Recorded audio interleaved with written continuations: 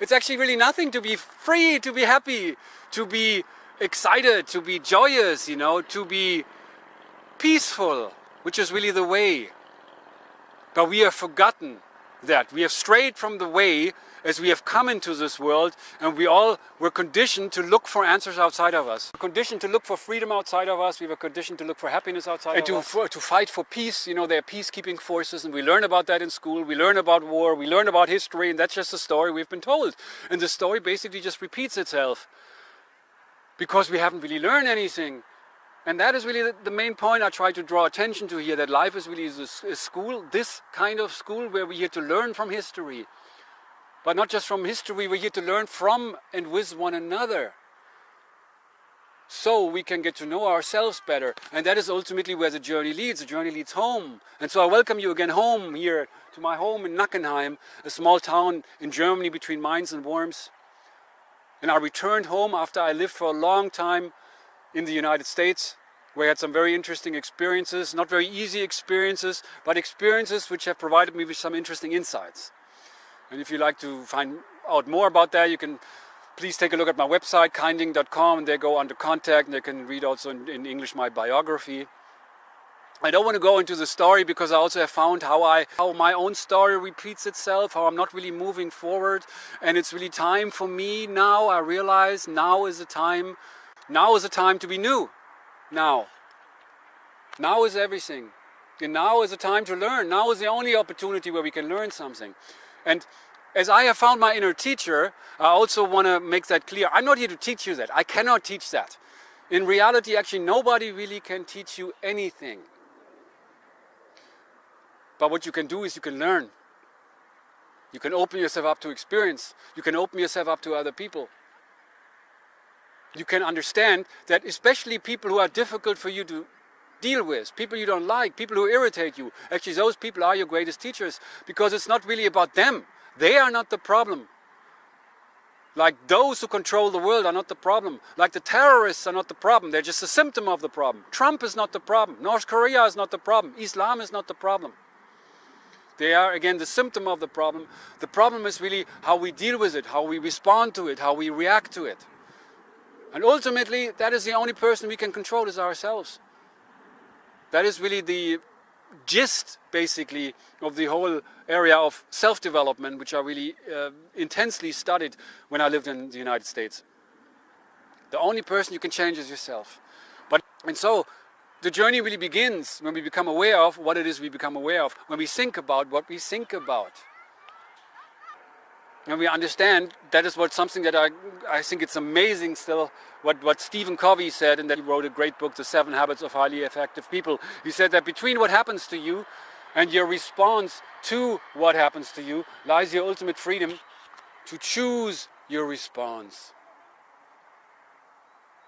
It is a paradigm shift of tremendous proportions, because most of us, we only look for situations, we look for environments, we look for relationships, we look for people who stimulate us in a positive way. And then, of course, it's very easy. Somebody rubs us the right way, we all can be nice and loving and wonderful.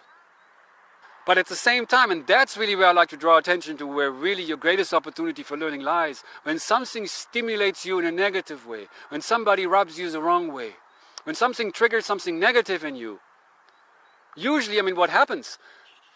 We blame things outside of us. We blame the other person. We blame the situation. What really happens is that we give away responsibility, and it's time to take back that responsibility. To not blame anybody. Then we can really understand that there's no enemy outside of us. There is no war to be fought. Be it in this world, we can make peace in this world. But we need to begin within ourselves to make peace in our own lives, to make peace with the people in our lives, who irritate us, to make peace within ourselves, to be at peace. And I feel again, as I'm saying this, how easy it sounds. It's really Kein Ding. It does make sense, maybe even to you. But the most difficult thing is to put that awareness into practice. Something that I'm learning as I am practicing that. To be more at peace. To be more at one, beyond that which separates us from ourselves and other people. that which separates us from love, as we have come to look for love. We all look for love, and it's easy to be loving with somebody who stimulates us in a loving way. But love is not just that. Love is a power, a great power, the greatest power there is. Actually, God is love. Has nothing to do with religion. That is really the way. And it's time to get back on track here, because we have lost the way. As we came into this world as spiritual beings, we all were pure love. If you look at children, they're open, they're free, they're able to give love and receive love unconditionally. But then we learn about the ways of the world. We learn about, we learn from authority. We learn to submit ourselves to authority, which really has kept us from realizing that real authority only lies within ourselves. That's our inner voice, the truth within ourselves. And we can make peace. You can make peace. I can make peace. We all can make peace. And peace only can begin within ourselves. We cannot fight for that. We cannot win the war on this level. Actually, there is no enemy outside of us. As I mentioned that earlier, we all can act positive when we are stimulated in a positive way, and we all seem to be looking for that. But we also can be acting negative, aggressive, irrational, hostile when something or somebody stimulates us in a negative way. So there is good in us, in all of us, and there is also that not so good in us, that side. When that comes out, when that's being stimulated, that negative side, we blame others. Of course, it's always the reason it's outside of us. It's our boss who gave us a hard time, or our spouse, or our child, or our friends, who said something that we didn't like. And we always blame, we blame. But again, it's these reasons that keep us from taking responsibility. We all are responsible for what's happening in this world. And you are responsible for what's happening in your world, just as I'm responsible for what's happening in my world.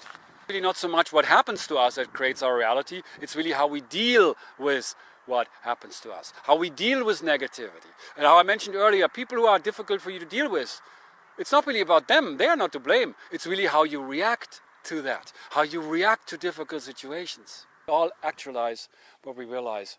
And so in just ending, I wanted to say, I'd like to invite you to this school, to this kind of school where we're here to learn this. Where we're all students in this school to learn how we create our reality, where we're actually students to learn about ourselves, to get to know ourselves. As we get to know other people, as we really learn other people, to see them for who they are, we can learn to really see ourselves for who we really are. And that's really the point. Welcome to that journey. Welcome to the journey home. Really, thank you so much for watching. I appreciate your time. All the best. I send you much love wherever you are. And again, welcome home.